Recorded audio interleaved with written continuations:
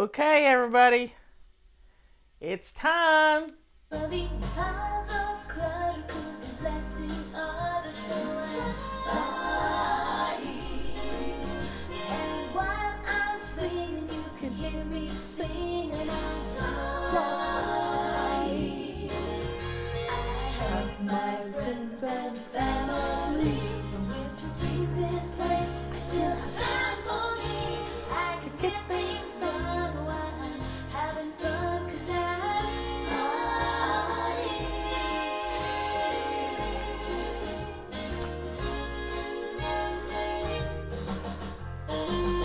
A little saxophone is good for everybody.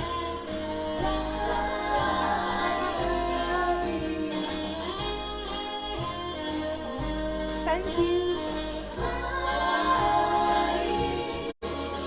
I have no need to sing or lose. Do you know the system? Have you heard the news?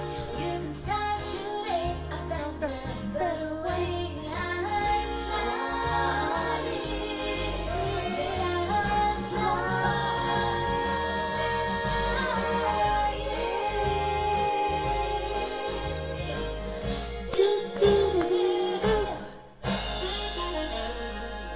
Jazz hands, everybody. Okay, folks, it's time for your questions. I do it on Thursday. Leanne does it on Friday. We are having a great time. We had fun last night.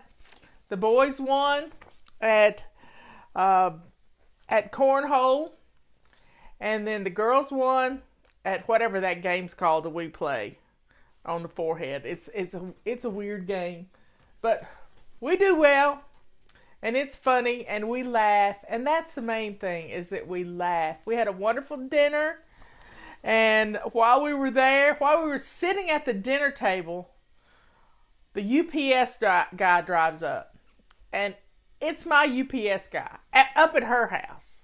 I mean, and I hollered. We were out on the screen porch having dinner, and I said, "Hey, Bubba," and Bubba just waved. "What are you doing up here?" Anyway, everybody knows us, especially our UPS guy. He comes here quite often. So we got questions today. Everybody's in here, so let's get started. And keep everybody in the Bahamas, not the Bahamas. Everybody out east, they got hurt in, I guess it was the Bahamas. That got hurt in Hurricane Dorian. Their recovery efforts are going on. If you can donate money, please do. But the hurricane is coming up through South Carolina right now, skirting the edge. Keep everybody in your prayers. And it's spinning off tornadoes, folks. Spinning off tornadoes. So keep your eyes and get everything charged, ready to go, because power outages are happening in South Carolina. It's past Georgia. And we are getting ready. We're getting ready for it to skirt the coast of North Carolina. North Carolina juts out, so it's just asking for it. Yeah, it's the Bahamas. I get that and Panama all mixed up, so I'm not losing it, I promise. So Justin was supposed to go out on the Outer Banks for his birthday with his buddies fishing, and it doesn't look like he's going to get to go. So please, kind of keep him in your thoughts and prayers. He loves this trip with his buddies, but it might not happen. And they catch lots of wonderful fish, and they have a really good time. But watch out for flooding. Everybody, I listened to Mike's weather page this morning. It's Mike's weather page on Facebook, and he gets a lot of people, and he just goes through it for you at 9:19 in the morning, and in the evening sometime he'll do it according to what his family's doing. So check out Mike's weather page. He's a good guy. He's just a down-to-earth fella. So first question. I haven't read any of them. I've just printed them out this morning. They come in little. I have to blow them up so I can see them and print them out. Did you save any items for your son to have, like for when he got his own place, or did he acquire things on his own over time? I keep saving extra items for my son's future, but since I don't know what he will need, maybe I don't need to, but I can't afford to buy it for him again if I get rid of it. What would you advise? Well, what I'm going to tell you right now is you're thinking poor. You are thinking poor. Don't do that. Don't do that. Boys can get by with just about nothing. They don't need a lot. And you get caught up in trying to be everything and save everything.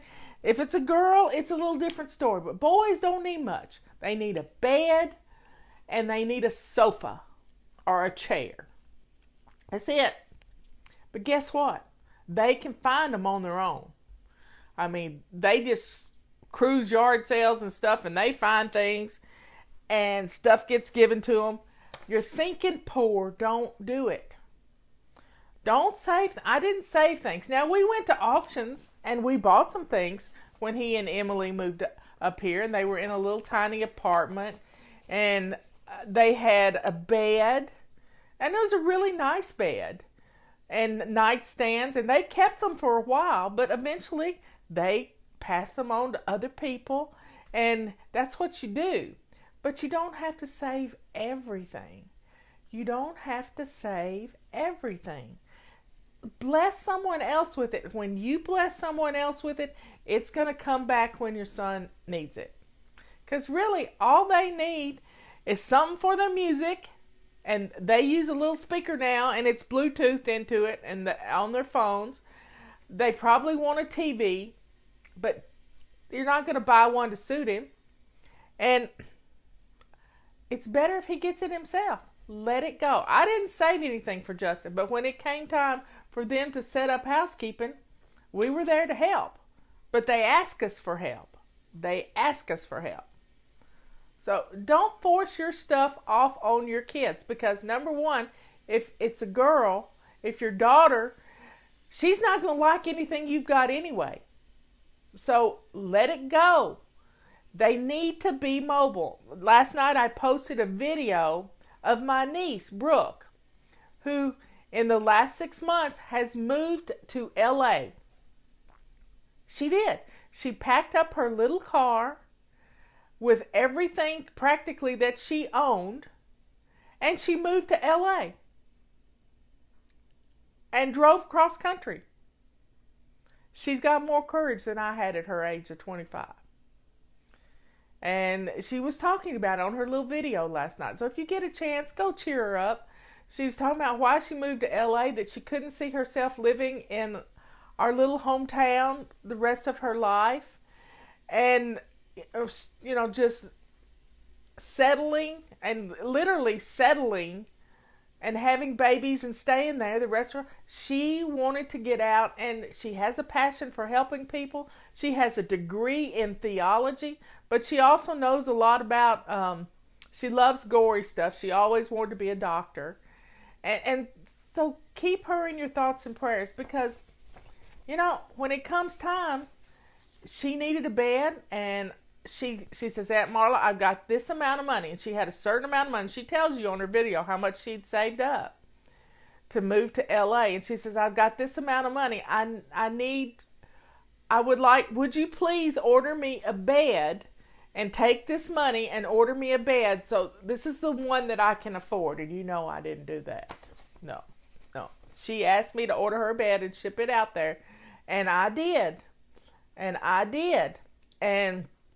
But I got her a better bed than what she was wanting. I just upgraded a little bit and didn't take her money. But she's a precious girl. Her mother passed away. She never really knew her mother. And her mother passed away last year. And that was my sister, Leanne. And, you know, she's been on her own. Her grandmother practically raised her. And not my mother, but her paternal grandmother. So keep her in her thoughts and prayers. She goes to a wonderful church out there, and she wants to be a producer. She wants to help produce TV shows or movies or whatever. That's what she wants to do. And I think that's why she dabbled in doing videos. So keep her in your thoughts and prayers for what God has in store for her, because I know it's wonderful things. I know it is wonderful things. Next question. Can you make suggestions for what to have on a launch pad for a homeschool mom? Oh my. Leanne could tell you this. Leanne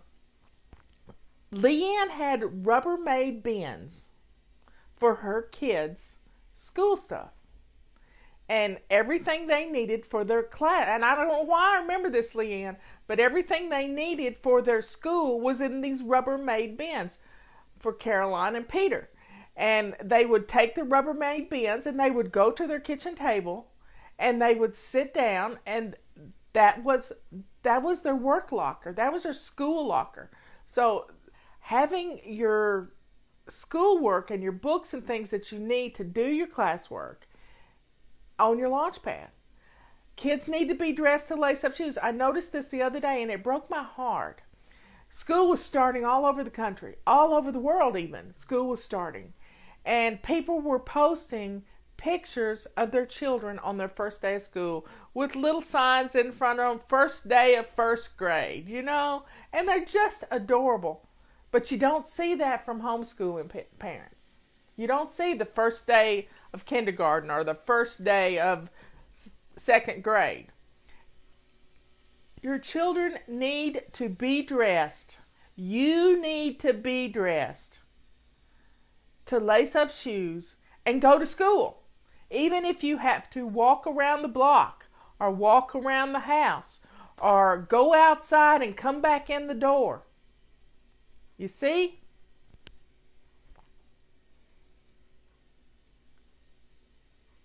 This is going to be a great way to teach them the start of the day, and there needs to be an ending time. So a start time and an ending time.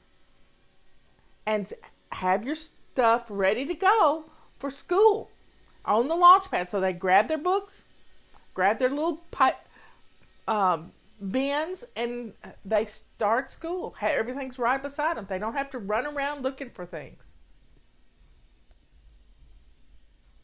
But take that picture of their first day of school.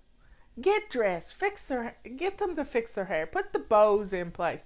This is important stuff.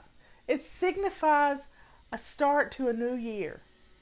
And then you've got them for your scrapbook. And you got them to post on Facebook and to be proud that you're homeschooling. Because homeschool kids rock. I'm telling you, I've never seen a group of kids that are so engaged and so patriotic and yes ma'am and no ma'am. So we can turn homeschooling into an event and make it happen. Make it happen.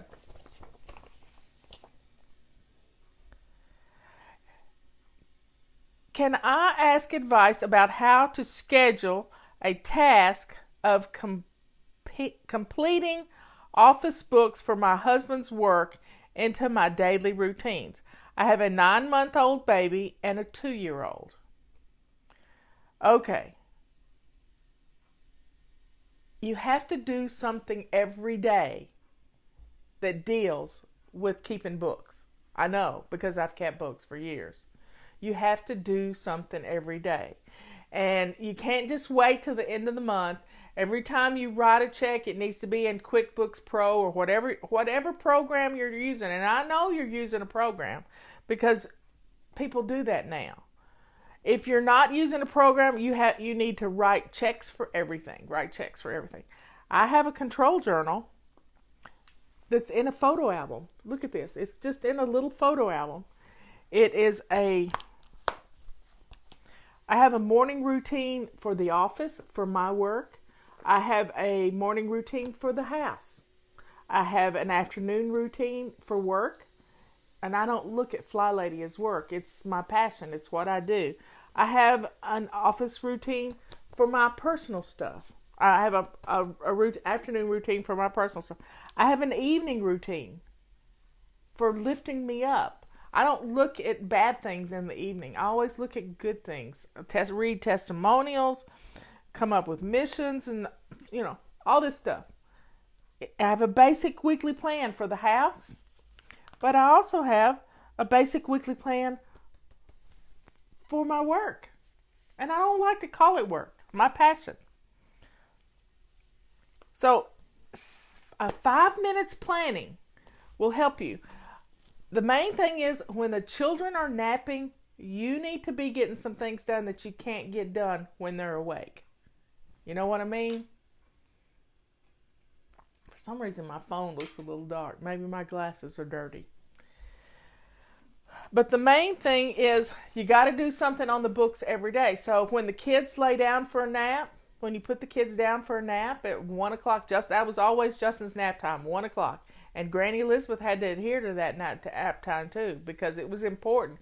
If he didn't get his nap, he was irritable. And I mean irritable. And that's not fun.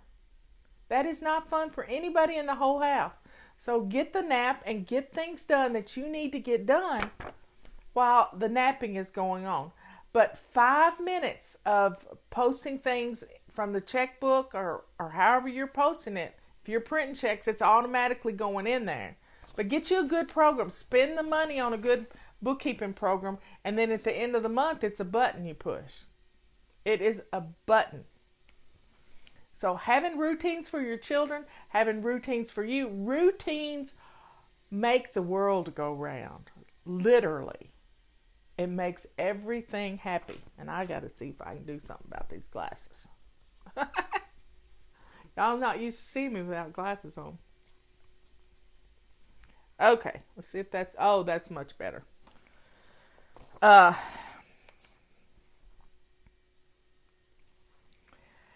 How do you declutter your schedule, and how do you take on everything and still have time for self-care? Oh my, I tell you there's no stupid question, but you answered your question in the second sentence.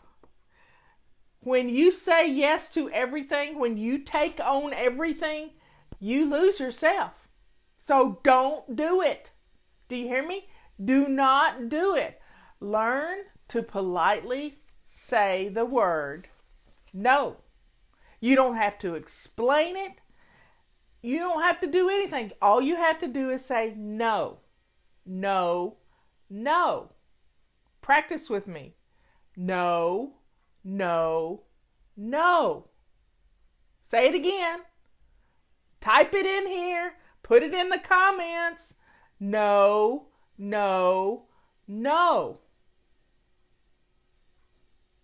You got to practice saying the word no. Your home is the most important thing to you. Your home and your family and yourself. And if mama ain't happy, ain't nobody happy. And when you're stressed out over saying yes to all these people who are asking you to do something, then you're saying no to your family. So when you say yes to them, you're saying no to your family. You're saying no to you. So stop it. Nip it in the bud, as Barney Fife would say.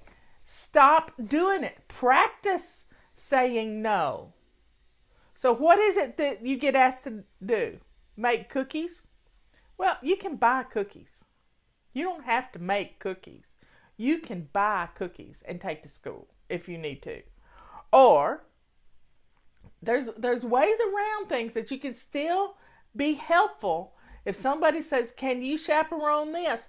No, but I could probably buy a package of cookies to go with it. You know, it's either or, but learn to say no.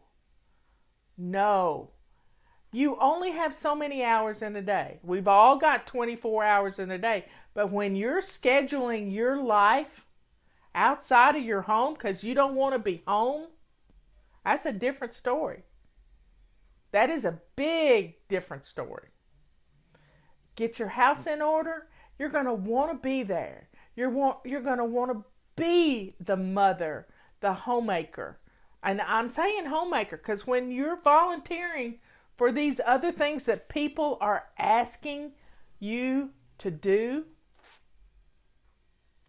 And you know, if a phone call comes into your phone and it's not in your address book on your phone, that's a good sign that somebody's going to ask you to do something. Check on Caroline, Leanne. Another big earthquake. Leanne's daughter lives in Oregon. So anytime I see an earthquake alert. And oh, by the way, Leanne, Robert is making you a magic wand. I gave him a little thing to use, and he's going to make you a magic wand. Just like mine. Well, it'd probably be better than mine because he's made mine. So you got to start saying no. That's how you declutter your schedule. And here's a good way to figure out if you're spending too much time volunteering. I want you to take I don't have any notebook paper here, but let me just get a piece of paper. But a piece of notebook paper has 26 lines on it. Now, if you divide it into you got margins here, and you can do it any way you want to, but you need 8 columns, and you need, let's see, how's it go?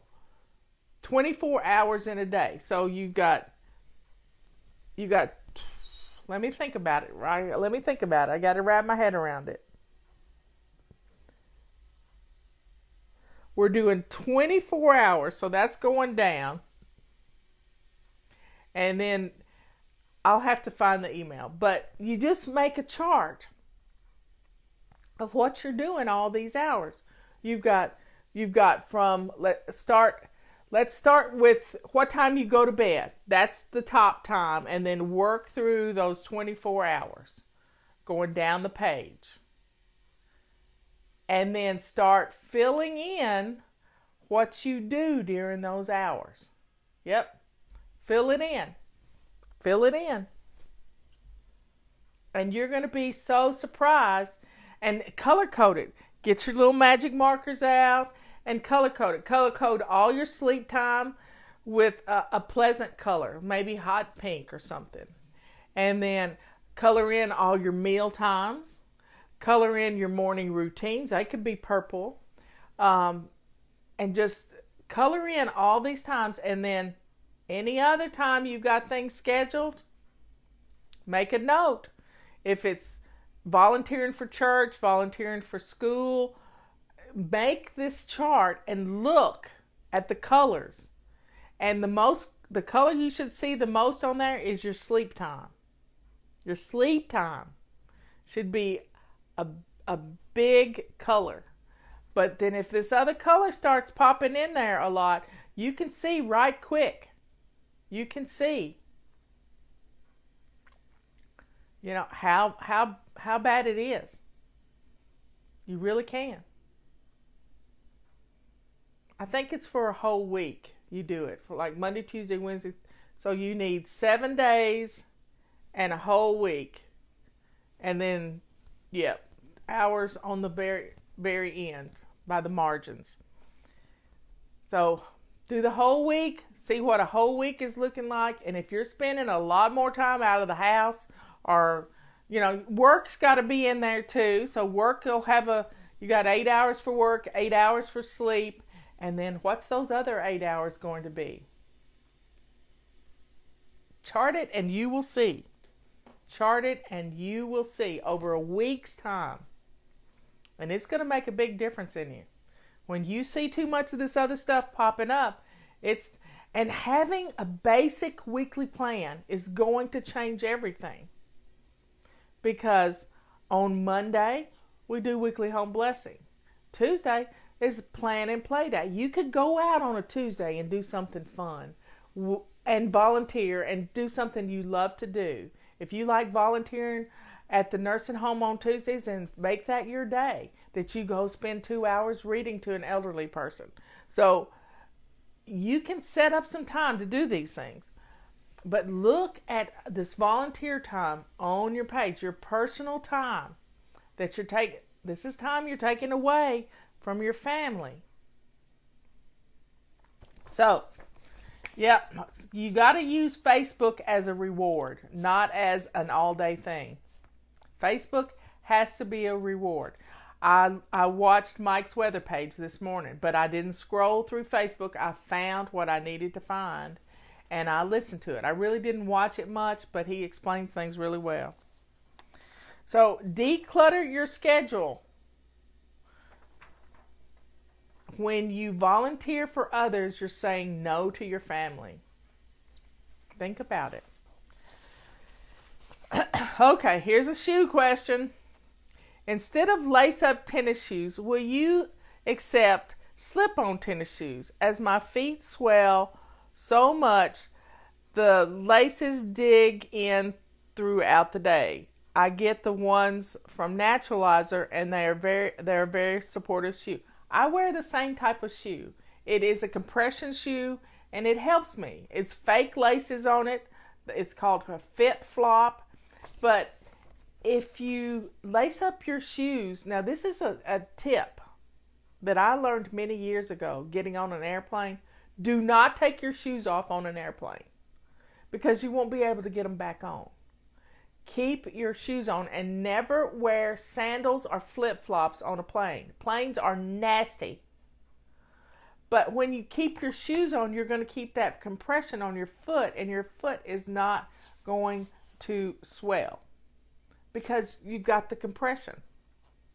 You may need to talk to your doctor about some compression hose or compression socks for your legs to keep and you may need to move a little more to keep those muscles pumping the blood back up, because what's happened is you're swelling. And join us next Monday for the Hot Melt Sprint.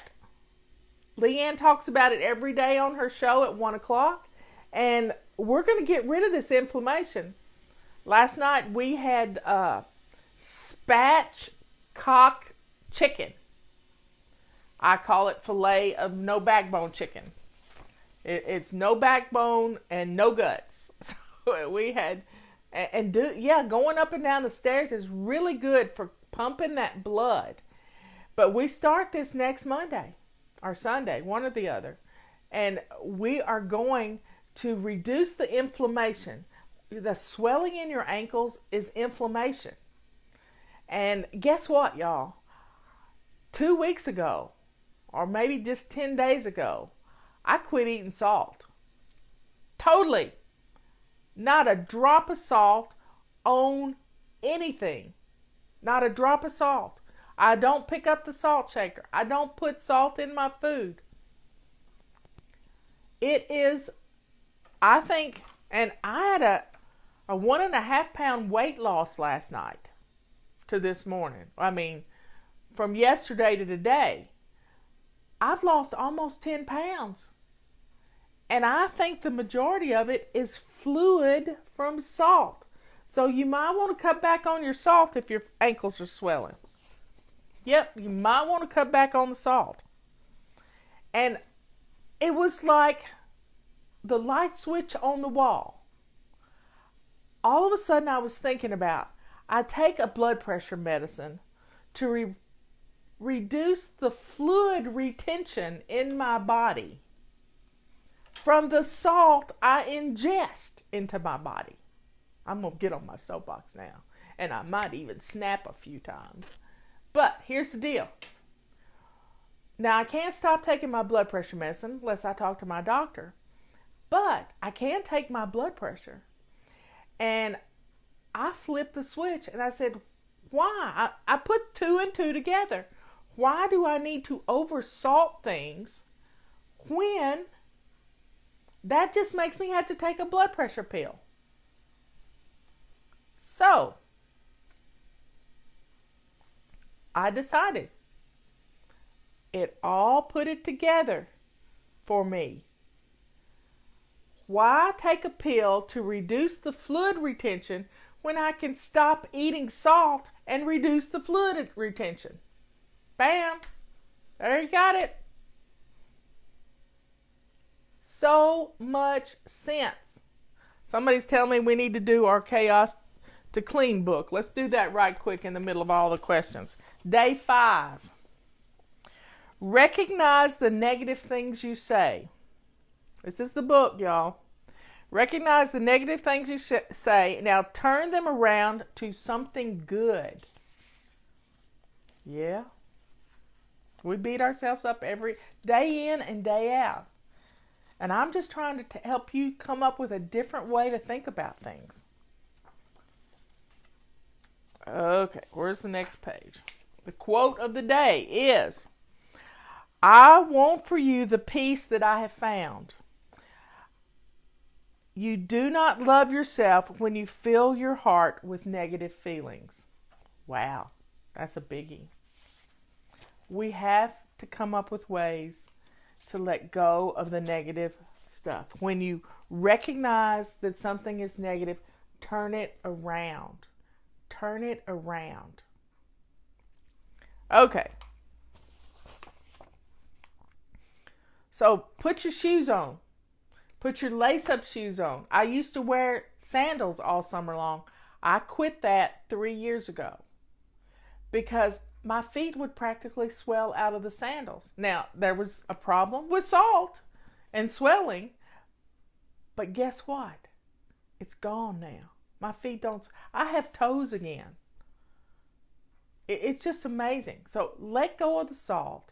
I know you don't want to do that. I didn't want to do it, but I flipped the switch. It made common sense to me. I'm a common sense kind of girl. You know, common sense is a lost commodity. Miss Patsy used to say that. She was the mother of an old boyfriend of mine, and she was just the sweetest thing. I loved her. And she would say, my daddy told me that common sense is a lost commodity. We have to have common sense. And when we learn what's causing the fluid retention, which is salt, why put it in your food? I can taste things so much better now.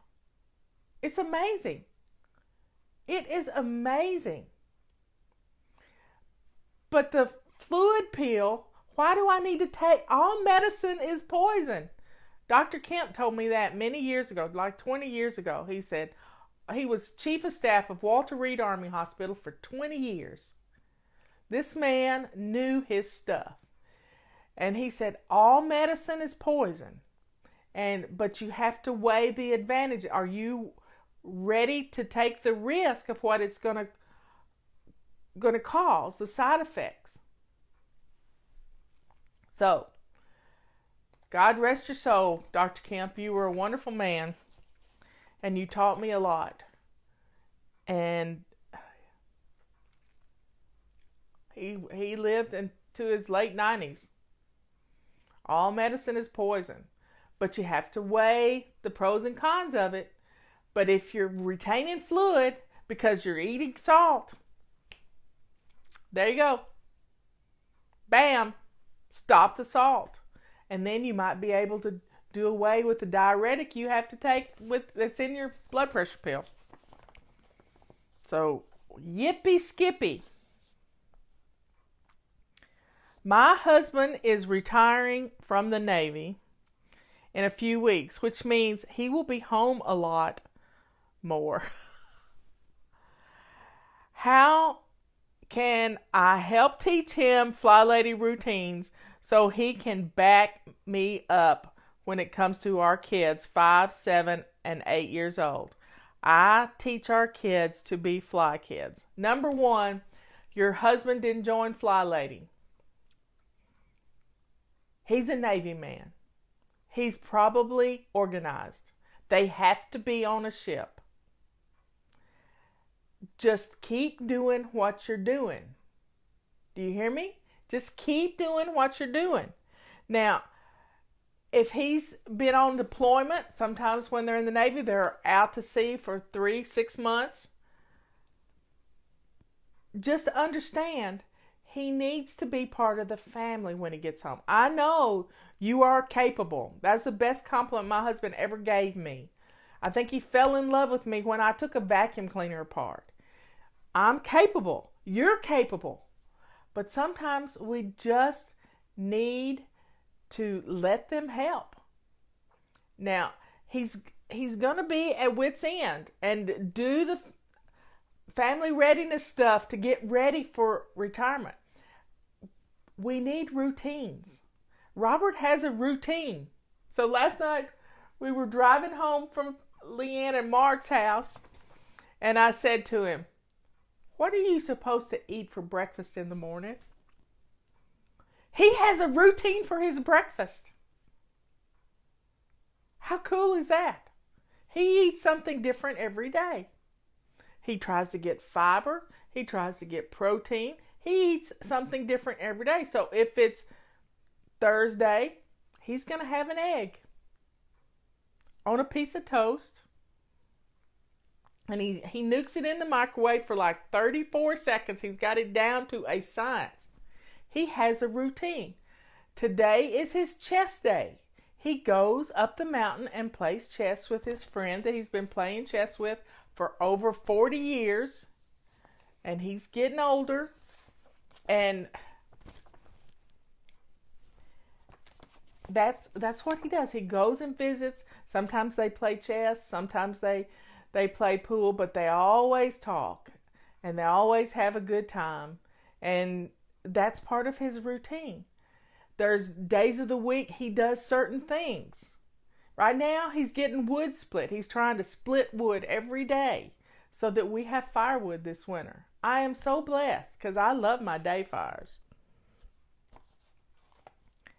But you can't make your husband fly. He's probably already doing some form of Flylady from his routines. He likes routines, but having the routines. Now, I know from Robert, he goes to the grocery store for me on Tuesdays. That's his day. He likes to go on to Wednesday's crazy day. But Tuesdays, he likes to go on Tuesdays. Monday's usually rushed, but Tuesdays is his day to go to the grocery store, and he takes the trash off when he does that. Thursdays is chess day. Friday is date night, but he plans his day kind of around what we're going to do. So folks, please get routines in your life. They're going to rub off on your family, but you can't make your husband be part of Flylady. You can't do it. Now, when he is retired, he's going to need to find something to do. Something to do fun. And you got to let him. Because everybody needs an outlet. Everybody needs to do something fun. But don't ram Flylady down their throat. One time I was at a conference, and we had this big sign that's you see it on the heading of our homepage on Facebook.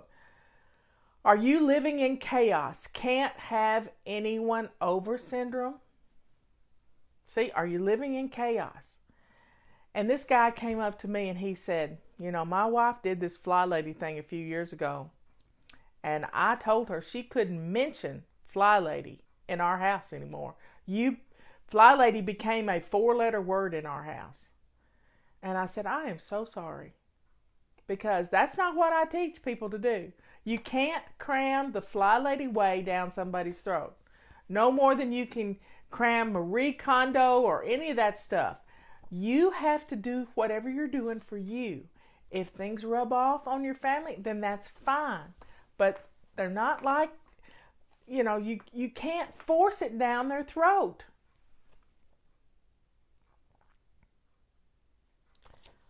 So let go of that idea. He's already got routines. He's gonna need routines now more than ever, and he will see that. But Robert's been retired for 10 years. 10 years this year. 10 years he's been retired. That's half as long as he was a judge. He was a judge for 20 years. He was a private lawyer for 14 years. So 10 years retired, and we're together 24/7. 24/7. And we love it. He has learned to stay out of my way, especially when I go into the studio and do a show. He stays out of, but he's still like living with my personal encyclopedia. He can help me answer just about anything. He's so much fun to talk to. What is the Flylady philosophy for holiday decorations? Fall, Halloween, Thanksgiving, Christmas. Now, I consulted one time for Rubbermaid, the Newell company. And I told them, you need color-coded bins. Color-coded bins. So for Halloween and fall, you could have orange and black. But you can still put a big piece of construction paper on there and cover it up with tape and, print it out on any kind of bin. But when you look for black and orange, it's fall and Halloween. Thanksgiving, all of that falls into the fall category. But you could have a bin for Thanksgiving stuff. Christmas, red and green.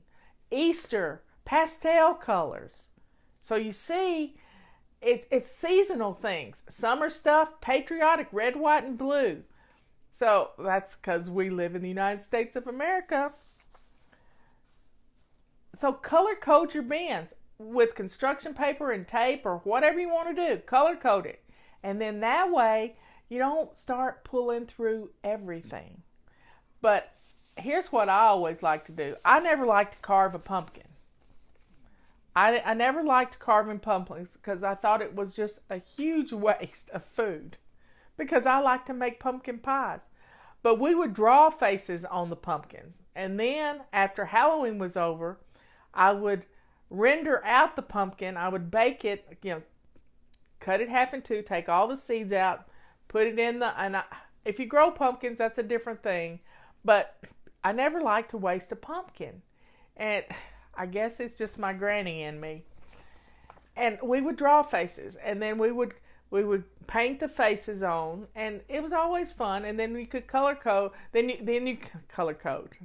Then you cut and bake it in a dish in your oven, a jelly roll pan or whatever. You can put it in the crock pot and do it. You could do lots of things. And then I would put it through my ricer and get all the good meat out. Bag it up into 2-cup bags and put it in the freezer, ready for my pumpkin pies. Leanne talked about pumpkin spice stuff yesterday. She's got me thinking about Thanksgiving. But color code your bins for your decorations. Because they're ostrich feathers and they molt every year. I don't know why. Connection available. Whoa. Just stay with me here. It's coming back. I had a reminder to go up and down the stairs. I'm going long today, y'all. It's 45 minutes. And I forgot to turn that off. So this is the premium feather duster.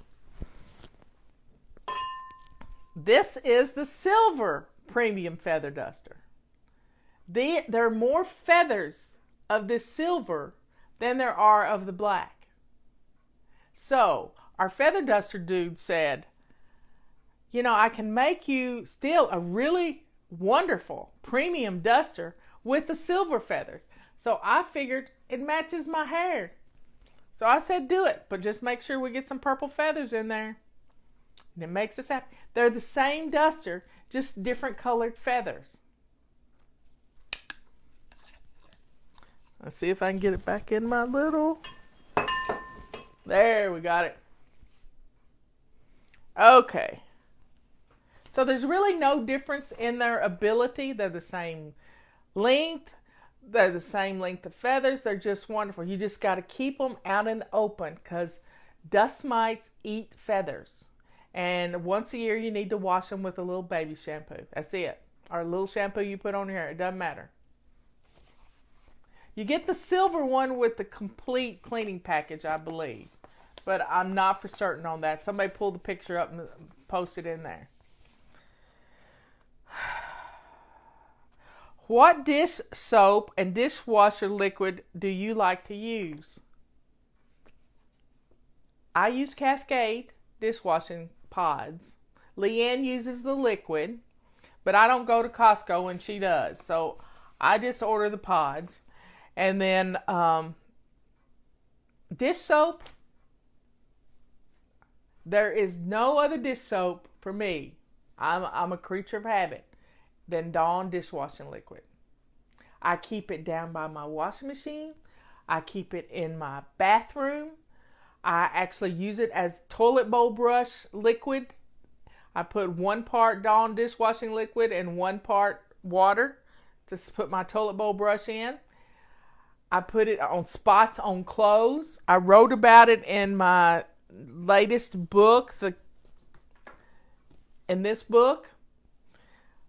I love Dawn dishwashing liquid. It cleans the feathers off of, it cleans the grease off of feathers of birds that have been in an oil spill.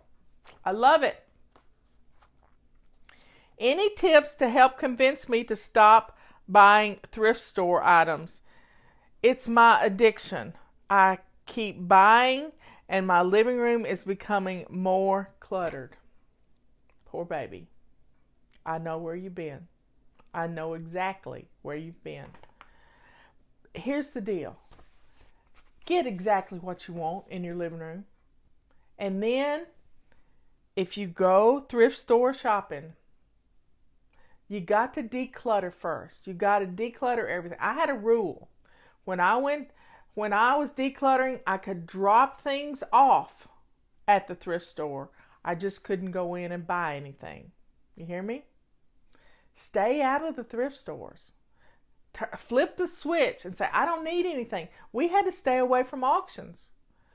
Flip the switch that says, I don't need anything. Don't go yard sailing. And yard sailing is a verb. Don't go. I used to chart maps to go yard sailing. Robert went to a yard sale not long ago. It was a downsizing for somebody that was moving into assisted living. And he got the cutest little iron skillet. And it's now Leanne's egg skillet. She loves it. He worked on it, cleaned it up, and he got her an egg skillet. Little bitty one. She loves it. But when you get something new, if you wanting something, then look for it. You can go look for it. But if you get something new, you have to get rid of something old. And if you're still in the decluttering mode, you have to get rid of 2 things. So what 2 things are you going to get rid of? Because if you really like the things you have in your living room, you're not going to want to get rid of anything. And that's going to stop you from buying something new, which is going to save you money. So there. So if you get something new, you've got to get rid of something.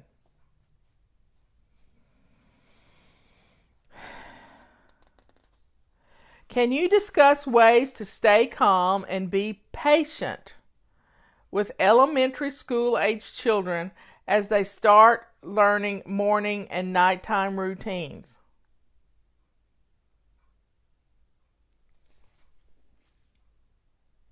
If your patience has gone out the window, it's probably because you didn't get enough sleep last night. So stop it. Go to bed at a decent hour when the kids go to bed.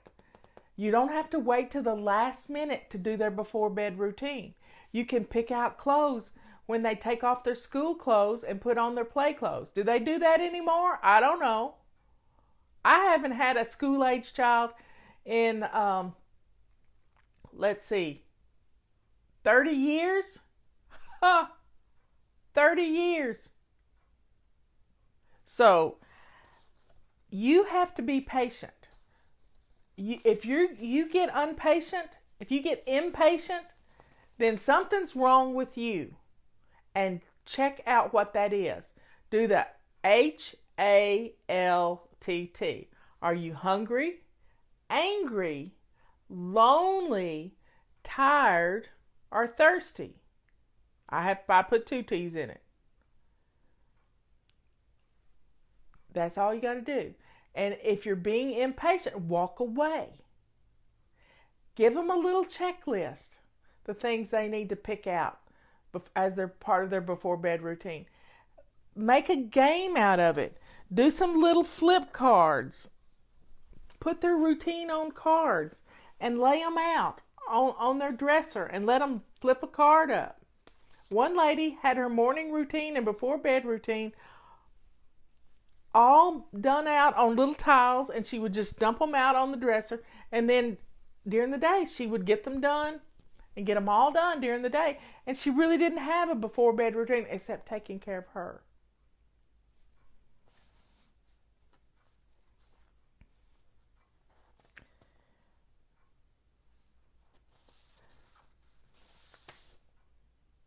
Okay, next.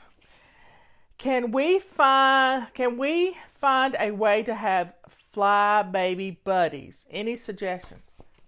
You're on here chatting with each other.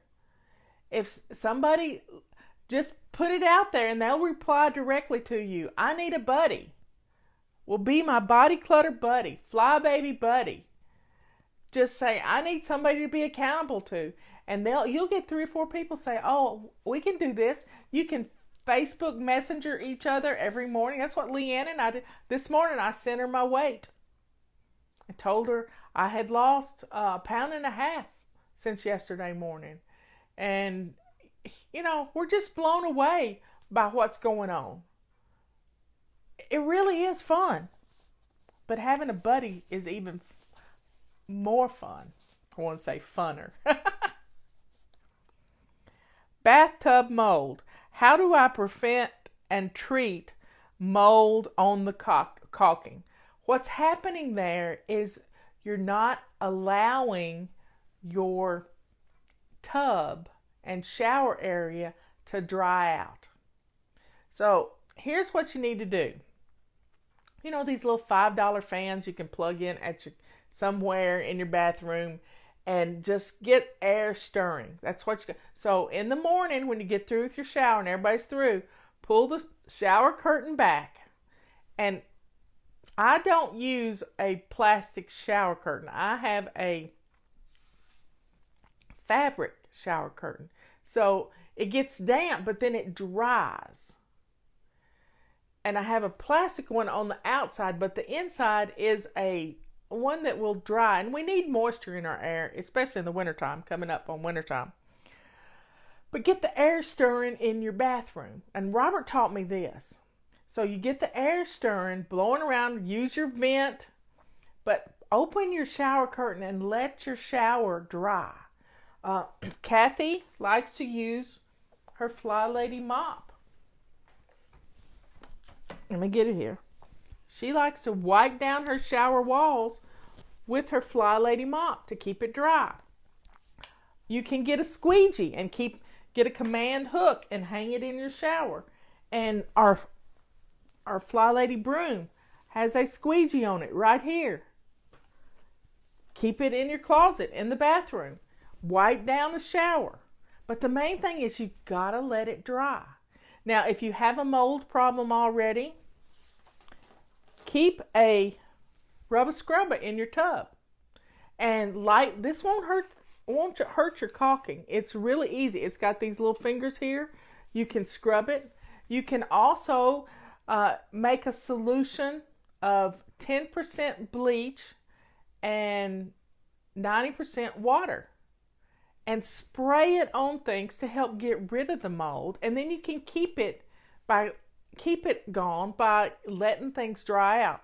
The way a bathroom smells moldy and stuff and you get black spots on things is because you're not allowing it to dry. So after 3 or 4 hours of letting the shower dry, you can pull the curtain open, all the way closed, and then the air will continue to circulate.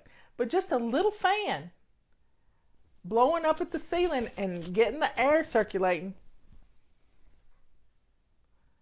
it's just a 10% solution, Melanie. It's not going to hurt anything. You're not going to wreck your clothes, especially if you're naked doing it. Because swish and swipe, you're in the bathroom getting dressed, you're not going to have your clothes on. So you could keep a little spray bottle of bleach water in there. But the main thing, it's not much bleach. It's not much bleach. I never thought of peroxide, but that's a good idea too. How do I add new zones in the app? Well, you can't. There aren't new zones. There's 5. I was trying to explain this to Leanne the other day. There's only 5 zones. She knows there's only 5 zones. And they fall throughout the whole month. You can't add more zones. You can't add more zones. Now, in Alexander's app, Flylady Plus, you can add new routines. But you can't add new zones. Right now we're in zone 1. Zone 1 is our front porch, our entrance, and our dining room. Next week we'll be in a whole week in zone 2. Ironing piles. What to do with growing monster in the basket. Stop buying clothes that need to be ironed and do your due diligence when it comes to doing your laundry. What happens when you need to iron? When you need to iron means you've left things in the dryer too long. And they've sat there overnight and gotten wrinkled. Do you know what I do? I turn the dryer back on again. I know that's wasting energy. I don't care. If it happens, I turn the dryer back on again, and then I stay right with the dryer. I find something to do in the basement. I stay right with the dryer as these things are getting warm again, and then I take them out and hang them up. The only thing I ever have to iron is the placket on the front of my shirts. That's it. And if I took it out of the wash machine, I wouldn't have to do that. If I took it out of the wash machine, hung it up and stretched it. In my book, The Chaos Cure, I talk about all of this. I talk about every bit of it, about laundry, how to stop from having to iron. It's a mindset. You're making more work for yourself when you leave things in the washer too long, or when you leave things in the dryer too long and it gets cold and nasty and moldy in the wash machine. So stop doing that to yourself. Now, if you have a pile of stuff that needs ironed, if it's a basketful, go put half of it in the dryer and take your hangers to your wash machine and start hanging things up. Start hanging things up. I like to, when I had a lot of things that need to be ironed, when I went through menopause, I only wore linen and cotton. And a lot of things needed a touch of an iron. But I learned how to take them out of the wash machine. And let me show you with the purple rag. You have an up and down warp and weave type thing in the way it goes. And you take it and you stretch it on the diagonal like this. And you do this. And then you take the other corner. And you do this on each side of the garment and on the back of the garment. You do these two things, stretching side to side. This is called blocking. And you will stretch the wrinkles out. And then you hang it up wet. Or if you need to iron it, you set your iron up as it comes out of the dryer, and while it's still a little damp, and iron it. And I always use a dishcloth over my iron, a white dishcloth, if I'm ironing certain things, and this will be damp to iron with. But most of the stuff you have in your pile is because you left them in the dryer too long. So start thinking about how you cannot do that. Do you have to use a garment bag to wash the purple rags? No.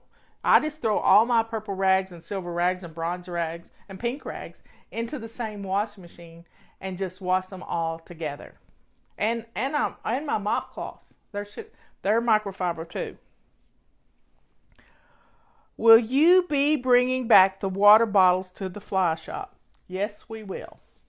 Yes, we will. We have decided on some, but we don't know when they're going to be in. But don't wait. Don't wait on them, because we will be introducing them. When will you get an Android app? I don't know. I've given up. I've just given up. My geek has so much to do. He is having a hard time, and the apps work with iPhone, with iOS. They work with iPhone, and I'm just sorry. And I said it. I apologize because I thought we would get one, but it's just not working. Geeks think in mindsets, and mine does, and he does a great job.